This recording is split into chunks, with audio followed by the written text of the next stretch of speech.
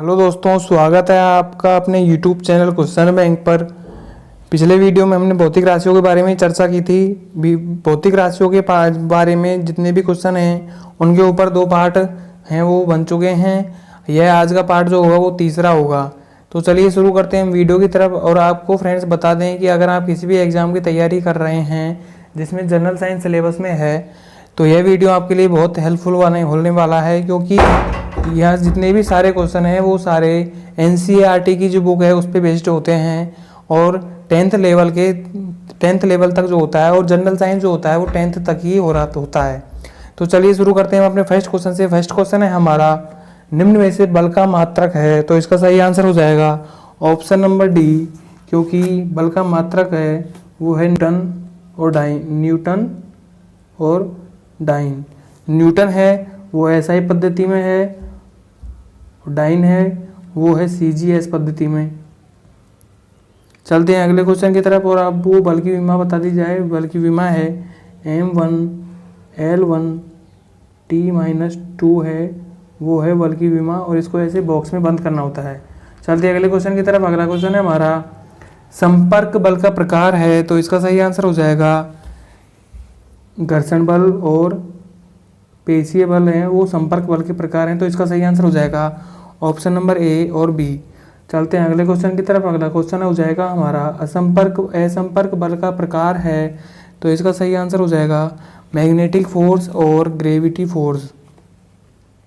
Magnetic force और gravity force. तो इसका सही आंसर हो जाएगा option number D, A and B, A और बी दोनों। चलते हैं अगले क्वेश्चन की तरफ। अगला क्वेश्चन है हमारा, जब बल लगाने वाली वस्तु तथा जिस वस्तु पर बल लग रहा है दोनों एक दूसरे के संपर्क में हैं तो ऐसे बल को कौन सा बल कहते हैं। तो इसका सही आंसर हो जाएगा ऑप्शन नंबर बी, संपर्क बल कहते हैं। Option number B correct answer. चलते हैं अगले क्वेश्चन की तरफ। अगला क्वेश्चन हो जाएगा हमारा, किसी वस्तु को धक्का देने या खींचना कौन सा बल है। किसी वस्तु को धक्का देना या उसको खींचना कौन सा बल है। तो इसका सही आंसर हो जाएगा ऑप्शन नंबर बी, पेशीय बल, मस्कुलर फोर्स है। चलते हैं अगले क्वेश्चन की तरफ। अगला क्वेश्चन है हमारा, जब दो वस्तुओं की सतह संपर्क में रहकर गति करती है तो उनके संपर्क बिंदु पर गति की विपरीत दिशा में कौन सा बल लगता है। तो इसका सही आंसर हो जाएगा ऑप्शन नंबर बी, घर्षण बल लगता है। और फ्रेंड्स आपको बता दें कि घर्षण बल को आवश्यक बुराई कहते हैं। आवश्यक क्यों है? क्योंकि चलने में, फिरने में, तैरने में, मतलब जो भी है उसमें घर्षण जरूरी है। अगर घर्षण 0 हो जाता है तो हम चल ही नहीं पाएंगे, बार बार फिसल जाएंगे। चलते हैं अगले क्वेश्चन की तरफ। अगला क्वेश्चन है हमारा, घर्षण कितने प्रकार का होता है। तो घर्षण होता है 2 प्रकार का। गतिक घर्षण होता है, एक तो होता है गतिक घर्षण और एक होता है स्थैतिक घर्षण। गतिक घर्षण और स्थैतिक घर्षण। चलते हैं अगले क्वेश्चन की तरफ। अगला क्वेश्चन है हमारा, गतिक घर्षण के प्रकार कितने हैं। तो इसका सही आंसर हो जाएगा ऑप्शन नंबर बी, 2 प्रकार के होते हैं गतिक घर्षण। एक तो होता है सर्पी घर्षण और एक होता है लोटनी घर्षण। चलते हैं अगले क्वेश्चन की तरफ। अगला क्वेश्चन हो जाएगा हमारा, जब वस्तु पर हम बल लगाते हैं, और फ्रेंड्स आपको बता दें कि वस्तु गतिशील है तो ही यह अप्लाई होता है उस पर। चलते हैं अगले क्वेश्चन की तरफ। अगला क्वेश्चन है हमारा, जब वस्तु पर हम बल लगाते हैं तथा वस्तु गति ना करे तो सतह तथा वस्तु के संपर्क बिंदु के विपरीत दिशा में कौन सा बल लगता है। तो इसका सही आंसर हो जाएगा स्थैतिक घर्षण बल लगता है। स्थैतिक घर्षण, option number B correct answer. चलते हैं अगले क्वेश्चन की तरफ। अगला क्वेश्चन हो जाएगा हमारा, 2 वस्तुएं एक दूसरे पर कितना बल लगाती हैं। तो इसका सही आंसर हो जाएगा एक दूसरे पर समान बल लगाती हैं। चलते हैं अगले क्वेश्चन की तरफ। अगला क्वेश्चन है हमारा, गुरुत्वाकर्षण बल क्या है, ग्रेविटी फोर्स क्या है। तो पृथ्वी के गुरुत्वाकर्षण क्षेत्र में उपस्थित प्रत्येक वस्तु अन्य वस्तुओं पर गुरुत्वाकर्षण बल लगाती है तथा स्वयं भी उतने ही गुरुत्वाकर्षण बल का अनुभव करती है। चलते हैं अगले क्वेश्चन की तरफ। अगला क्वेश्चन है हमारा, गुरुत्वाकर्षण बल वस्तुओं के द्रव्यमान के गुणनफल के होता है।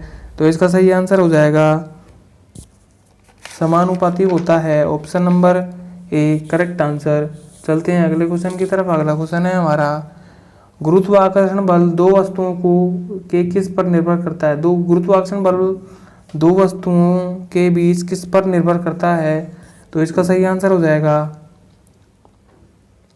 Option number D, A and B, आयतन और दूरी पर निर्भर करता है। तो option number D correct answer. चलते हैं अगले क्वेश्चन की तरफ। अगला क्वेश्चन है हमारा, प्राकृतिक बल में सर्वाधिक दुर्बल बल कौन सा है? तो इसका आंसर हो जाएगा ऑप्शन नंबर ए, गुरुत्वाकर्षण बल, ग्रेविटी फोर्स। चलते हैं अगले क्वेश्चन की तरफ। अगला क्वेश्चन है हमारा, गुरुत्वीय त्वरण निर्भर करता है? तो इसका सही आंसर हो जाएगा ऑप्शन नंबर ए और option number B. Option number A द्रव्यमान और यह है ग्रह की त्रिज्या पर। चलते हैं अगले क्वेश्चन की तरफ। इसका सही आंसर हो जाएगा option number D, A and B. चलते हैं अगले क्वेश्चन की तरफ। अगला क्वेश्चन है हमारा, वस्तु में द्रव की मात्रा कहलाती है? तो इसका सही आंसर हो जाएगा ऑप्शन नंबर ए, द्रव्यमान कहलाती है। द्रव की मात्रा द्रव्यमान कहलाती है। द्रव्यमान का मात्रक होता है किलोग्राम। MKS पद्धति में इसका मात्रक होता है किलोग्राम, और जो CGS पद्धति में होता है इसका मात्रक वो होता है ग्राम। यह एक अदिश राशि है, द्रव्यमान अदिश राशि है, और द्रव्यमान कभी नहीं बदलता है। किसी भी वस्तु का द्रव्यमान कभी भी नहीं बदलता है, चाहे वो लिफ्ट में चल जाओ या फिर स्पेस में, अंतरिक्ष में, कहीं भी चल जाओ। चलते हैं अगले क्वेश्चन की तरफ। अगला क्वेश्चन है हमारा, लिफ्ट, चंद्रमा, स्पेस आदि पर द्रव्यमान हो जाता है? तो इसका सही आंसर हो जाएगा ऑप्शन नंबर डी, अपरिवर्तित रहता है। चलते हैं अगले क्वेश्चन की तरफ। अगला क्वेश्चन है हमारा, यदि लिफ्ट ऊपर की ओर त्वरित गति करती है तो महसूस होगी? तो इसका सही आंसर हो जाएगा ऑप्शन नंबर ए, भार में वृद्धि होगी। चलते हैं अगले क्वेश्चन की तरफ। अगला क्वेश्चन है हमारा, इकाई क्षेत्रफल पर लगने वाला लंबवत बल कहलाता है? तो इसका सही आंसर हो जाएगा दाब, pressure. Option number A correct answer. चलते हैं अगले क्वेश्चन की तरफ। अगला क्वेश्चन है हमारा, दाब का मात्रक होता है? तो दाब का मात्रक होता है ए एंड बी। इसका सही आंसर हो जाएगा न्यूटन बटा मीटर स्क्वायर, और ये दूसरा हो जाएगा पास्कल। चलते हैं अगले क्वेश्चन की तरफ। Option number D correct answer. चलते हैं अगले क्वेश्चन की तरफ। अगला क्वेश्चन है हमारा, मानव शरीर का सामान्य रक्तदाब कितना होता है? तो 80 से 120, 80 बटा 120, 60 बटे 80, 70 बटे, तो इसका सही आंसर हो जाएगा 80 बटा 120। Option number A correct answer. चलते हैं अगले क्वेश्चन की तरफ, और ये होता है 90 से 120 सिस्टोल, और ये होता है 60 से 90 डायस्टोल। तो इसको शॉर्ट में बोल देते हैं 80 या फिर 90 बटे 120 बटे 90, या फिर 120 बटे 90 या 80। चलते हैं अगले क्वेश्चन की तरफ। अगला क्वेश्चन है हमारा, हृदय के संकुचन के समय रक्त नलिकाओं पर लगने वाला दबाव कहलाता है? तो इसका सही आंसर हो जाएगा ऑप्शन नंबर ए, सिस्टोलिक कहलाता है। Option number B correct answer, systolic कहलाता है। सिस्टेलिक नहीं कहलाता, सिस्टोलिक कहलाता है। चलते हैं अगले क्वेश्चन की तरफ। अगला क्वेश्चन है हमारा 23वां, हृदय के प्रसारण के दौरान रक्त नलिकाओं पर लगने वाला दबाव कहलाता है? तो इसका सही आंसर हो जाएगा ऑप्शन नंबर सी, डायास्टोलिक कहलाता है। चलते हैं अगले क्वेश्चन की तरफ। वो डायस्टोलिक होता है 60 से 90 के बीच में डायस्टोलिक होता है।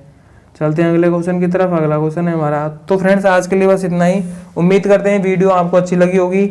सारे क्वेश्चन हैं जो NCERT बुक बेस्ड पर हैं, और यह सिलेबस के लिए बहुत ज़रूरी होता है कि कौन सी चीज़ कहाँ से कितना पढ़नी है। ज़्यादा भी नहीं पढ़ना होता है और कम भी नहीं पढ़ना होता है। पिछले पुराने जो पेपर हैं उनको एनालिसिस करके कि क्वेश्चन टिप किस टाइप से बन सकते हैं, कहाँ से क्वेश्चन आ रहे हैं, उस पर आप थोड़ी मेहनत कीजिए। और आपको अगर वीडियो पसंद आई हो तो चैनल को सब्सक्राइब करें। थैंक यू और best of luck. Bye bye.